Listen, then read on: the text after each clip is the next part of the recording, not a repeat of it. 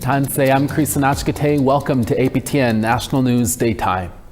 First Nation women in Manitoba will soon get help buying their first home thanks to a provincial investment program announced on Wednesday. The Manitoba government is partnering with the Manitoba Tipi Mitoa First Nations housing program with a more than $1 million investment to make home ownership more accessible for First Nations women. The investment will create the Minowa Aweyag Kuyag housing program. It will provide prospective first-time homeowners with down payment and closing costs and guidance getting through the home buying process. Eligible applicants must be First Nations women who are single or have children, lived in Manitoba for at least 10 years, and have a total household income less than $106,000. Nahani Fontaine is the province's Families Minister. When we invest in First Nations women, we invest in the heart of our communities, our families, and our nations. And so we must invest in generations of strength, resilience, and possibility. Together, we are building a future where First Nations women can thrive and ultimately be safe in their own home. Manitoba RCMP is asking for the public's help in locating two people from a Northern First Nation who went missing this week after they went snowmobiling together and never came back. On Wednesday, December 17th at around 12:45 p.m., Island Lake RCMP received a report of a missing two snowmobilers, 28-year-old Kyle Mason and 27-year-old Taryn Mason. They left St. Teresa Point First Nation on Monday morning on December 15th and haven't been seen since. Both the RCMP and the Mason family is asking the public to report to the RCMP if they saw them or knew where they were headed. Local search parties are now getting organized to actively look for Kyle and Taryn Mason, and they're searching the winter and ice roads in the area. His family says Kyle was last seen wearing an FXR jacket and black ski pants and was riding a 900 Grand Touring Skidoo seen here on your screen. If anyone knows where Kyle and Taryn are, you're asked to contact RCMP. Saskatchewan and Manitoba continue to dig themselves out this week after an Alberta clipper hit much of the prairies. Most of southern Manitoba was under a blizzard warning Wednesday night and Thursday morning. As a large winter storm moves east through the province, several drivers reported on social media of collisions, icy roads, and closed highways with very limited visibility. All schools in Winnipeg have been closed for Thursday as city crews worked throughout the day to clear the streets of all that snow. The RCMP was also imploring drivers to carefully drive on the roads or stay off the roads altogether. Between 15 to 35 centimeters of snow fell across Saskatchewan and Manitoba with up to 60 to 80-kilometer wind gusts. We're always looking for your feedback or story ideas. Here's how you can continue the conversation with us. If you have a story you want to share, send us an email to news@aptn.ca, and to read and watch our stories, go to aptnnews.ca. You can also find us online on your favorite social media sites, including TikTok, YouTube, LinkedIn, and X. Follow APTN News to join the conversation and see our latest stories. The Yukon Fish and Wildlife Management Board says it's going to launch an independent review of the territory's outfitter quota system next year. The board is the main branch responsible for fish and wildlife management in the Yukon. It says outfitting quota guidelines were developed 30 years ago and do not clearly include First Nations input. It also says multi-year quotas aren't supported under the Wildlife Act and that temporary measures to address the issue aren't working, preventing outfitters from planning ahead. The board will meet with First Nations, outfitters, and the public to hear their concerns. It anticipates the work will take up to 3 years to complete. Once finished, it will share its recommendations with the Yukon government. Michelle Dawson-Beatty is the chair of the board. The review is about ensuring the system works well for everybody for long-term fairness, clarity, and transparency, supporting sustainable wildlife management, serving the public interest, and stewarding Yukon's wildlife populations for future generations. Nova Scotia Premier Tim Houston is attending an economic forum in Paris this week to promote partnerships with European companies. Meanwhile, a Mi'kmaq First Nation is preparing an Aboriginal title claim over a good chunk of the province. APTN video journalist Angel Moore spoke to the women on council and brings us this report. Every day passing, our rights are not being respected, and we have to do something now. Sabaganagati First Nation Chief Michelle Glasgow and her council have agreed to prepare for an Aboriginal title claim.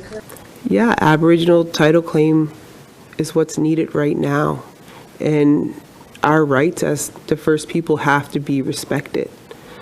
Sabaganagati leadership say the Mi'kmaq must manage their lands and resources after the provincial government lifted resource extraction bans, such as on fracking, in order to attract mining companies to the province.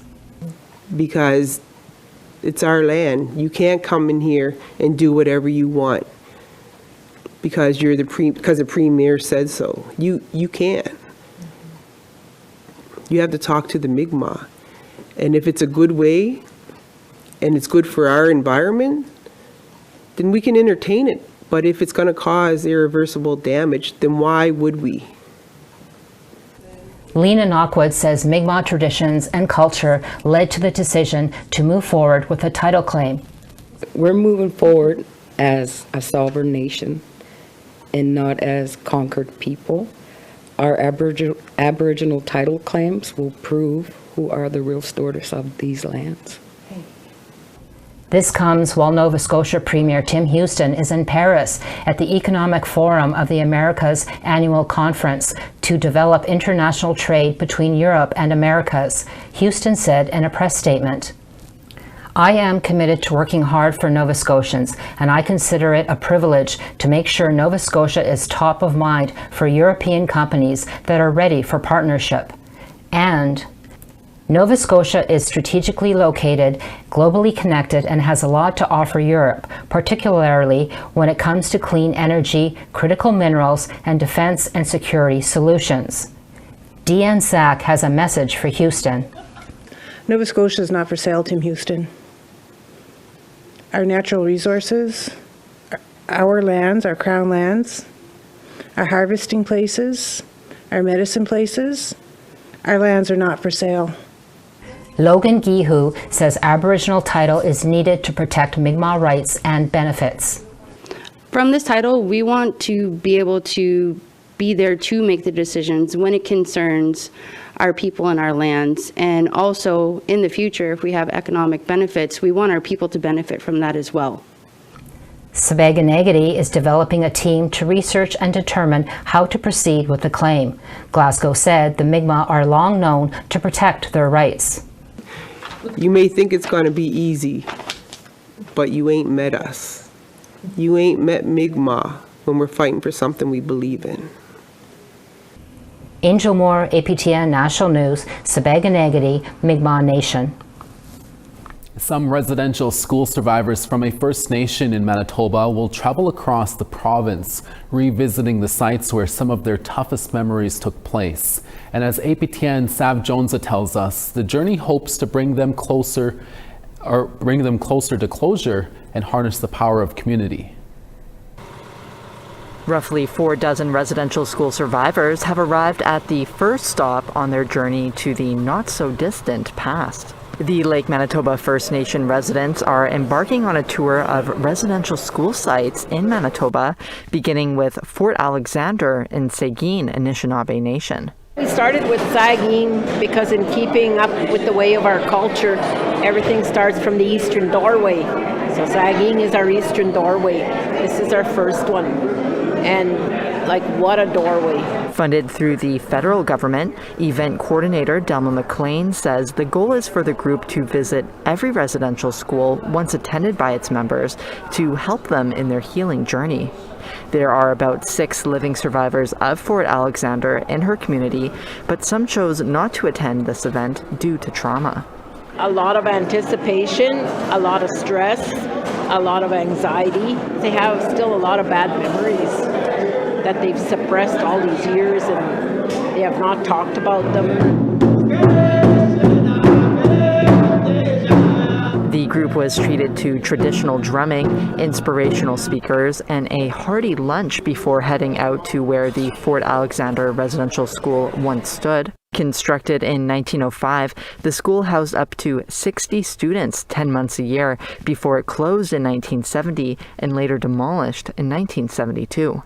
There was debates about whether or not it should have stayed up or not, but I think the majority of the residential school survivors would much rather forget the building, and not have to see it because so much happened to them in the schools. The school grounds are now home to a band office, the Catholic church, which ran the residential school, the graveyard, and an open field.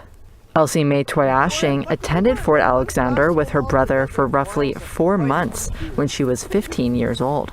Well, I'm sure happy to come and see, but it's so different from 65 years. Mm-hmm. A lot different. You cannot even see before there was no buildings, just the school itself and a few other buildings. She says though her time there was short and mostly positive, she did witness another child get hurt. So I was really scared. I would never do anything or move around or talk because I was scared to get slapped too. Though many of the residential school survivors gathered at the site attended different schools, they took the opportunity to acknowledge the Fort Alexander students and put to rest some of their own memories. I hope that they leave what happened to them here, that they have a forgiveness, a sense of hope. McLean says Manitoba had 18 residential schools, and her group will journey to see more of them in 2026. Sav Jonesa, APTN National News, Winnipeg. Chiefs in Ontario have gathered in Toronto this week to speak out against Ontario's Bill 5 and the federal government's Bill C5. That story when we come back. Stay with us.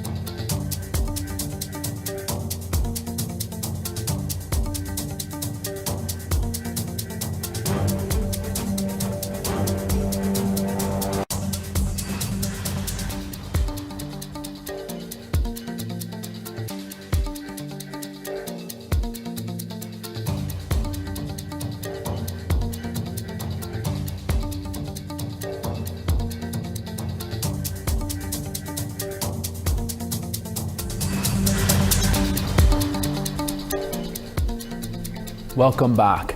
A number of Treaty 9 First Nations in Northern Ontario will be in a Toronto courtroom later this week. The province of Ontario was trying to quash the legal case launched against them by the First Nations over the federal government's Bill C-5 and Ontario's Bill 5. Both pieces of legislation are meant to speed up projects seen as being in the so-called national interest, including the Ring of Fire in Ontario. The First Nations see the legislation as a threat to treaty sovereignty and the land. Kitchename Gusib Aninawug is one of those nations who filed the legal action. We recently spoke with Chief Donnie Morris of that First Nation. Here's that interview. Chief Morris, thanks so much for taking some time to speak with us. You're on your way to Toronto for a legal case before the Ontario Superior Court this week. Can you tell us about the court case and bring us up to speed? Well, this court case has to do with Bill 5 and C-5. We feel, along with the other chiefs, I'm hoping that everybody will be there. Our goal is to try and tell government, there's a three-way process, even with KI. We signed treaty with Canada, Ontario, July 5, 1929, and we got to stick to that treaty we signed. It's not only for two governments. There's a three government, which is KI government. And that's our goal, is to prove to them, prove to the courts, we need that legitimate discussions between the three parties if we're going to talk about economic development. Don't shove us to the side.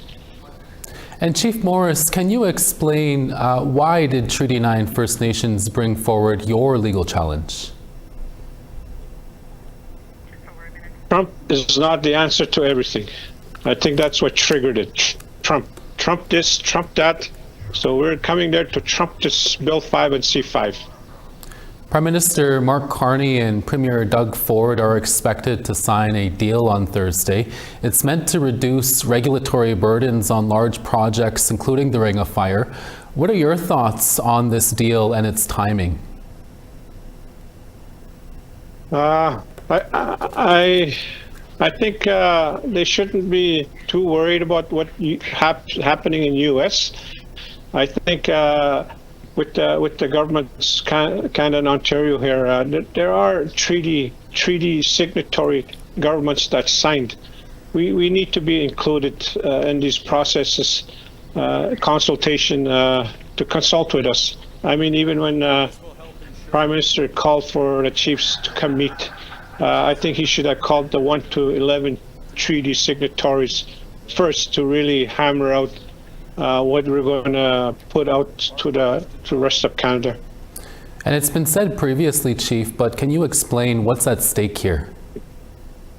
At stake is I'm going to lose the authority, even though it's a struggle every day trying to prove to Ontario we have legal sovereignty up here. We have our homelands. We have everything. The treaty that is stated has this on paper is not accurate. There is the other side of oral history that's been passed down to share with these Europeans that are coming into our territory. And I think we've been doing that pretty good, accommodating them. Now that we want to say, hold on, I think you guys are going too fast. We need to be players beside you guys. Finally, Chief, you mentioned it a bit here already, but what is your message to the federal and provincial governments on how things are playing out right now? I think it's not going out as I would have thought it would be put out to us. Like I said, I want to be a part of the process. I need to know what kind of funds are going to come to our communities in Northwestern region, which is Treaty 9. How are we going to work with other surrounding communities in development, water, the species at risk, these type of things? We're the stewards of the land. We know what's happening. We see, we live it, we breathe it, and I think it's these bureaucrats sitting in their offices and with pen and paper and a map. They gotta get out from their desks and come up north and start meeting with us. That's what I would like to see happen. Do you think also, Chief, do you think there is some divide and conquer politics happening within Ontario and the Ring of Fire here? I think so. I mean, if that's the number he's giving out, 39.5, I'm still waiting for my 39.5 for them to endorse the withdrawal lands that I'm really pursuing for so many years in the past. We have lands that we want permanently withdrawn, and we want to look at options outside the perimeter of what economic development would look like as Kishinamek-Sabinanook. But apparently, a premier is not responding to my YouTubes too, and also with Rickford. Chief Morris, we'll have to leave it there. Thank you so much for your time. Thank you. Bye, Chair. It's now time for our Nation to Nation host, Karen Pugliese from Ottawa, to tell us what's happening on the last episode of the year. Karen? To Nation, pipeline politics, controversial MOUs, and everything we didn't get to tell you about the Special Chiefs Assembly. We're sitting down with the journalists who've been covering these stories from the front row all year long. That's coming up right after the news. Thank you, Karen. We now want to tell you about this week's third web poll question. Over on our website, we ask, are you spending more on Christmas this year than last year? You can answer yes, no, or about the same. Go to our website at aptnnews.ca to have your say. Our 12 Days of Languages continues with an all-new segment. We'll be right back.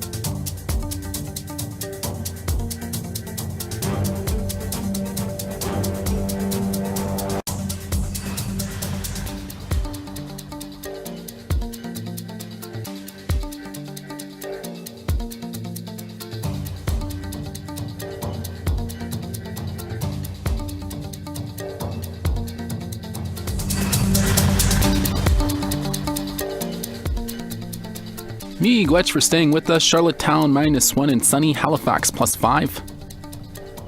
-9 in Happy Valley, Goose Bay and Fleury's. La Grande River, clear skies and -20. Quebec City, partly cloudy and -7. Montreal +1. Ottawa +1. Toronto +5.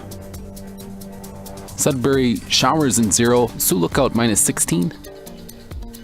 -34 in Churchill. -37 in Thompson. -20 in clear skies in Winnipeg. Dauphin -24. -24 in Regina. North Battleford -21. minus 29 in La Ronge, minus 39 in Stony Rapids, minus 22 in Grand Prairie, Fort Chipewyan minus 16, minus 2 in Calgary, Edmonton minus 15, 3 in Kamloops, Bella Coola minus 6, Prince Rupert 0, Smithers minus 15, minus 44 in Dawson, minus 40 in Mayo, minus 30 in Yellowknife, Norman Wells minus 26, minus 20 in Tuktoyaktuk, Inuvik minus 20, minus 28 in Baker Lake, Chesterfield minus 28, and Iqaluit minus 24, Iqaluit minus 22. And language retention has been something many have worked on this past year, including here at APTN National News. This Christmas season, we bring you our version of the 12 Days of Christmas, and today we share some Tlingit words and memories as we get closer to the holidays.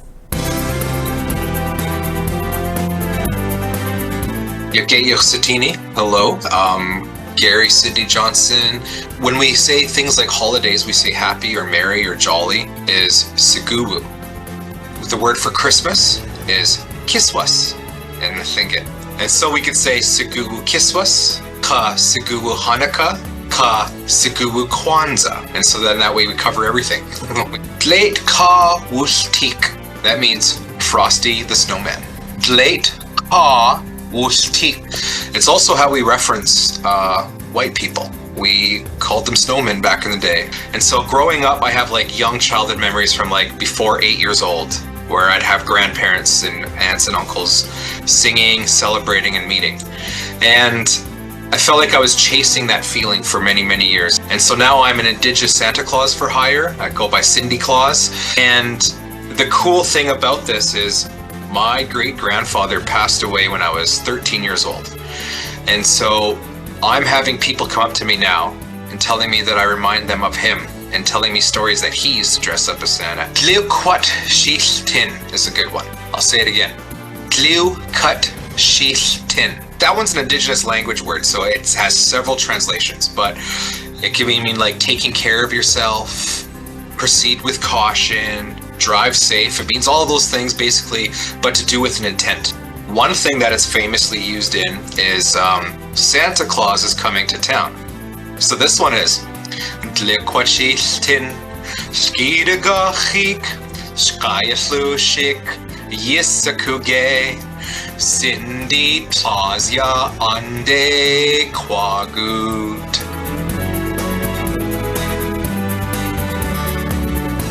That was really cool.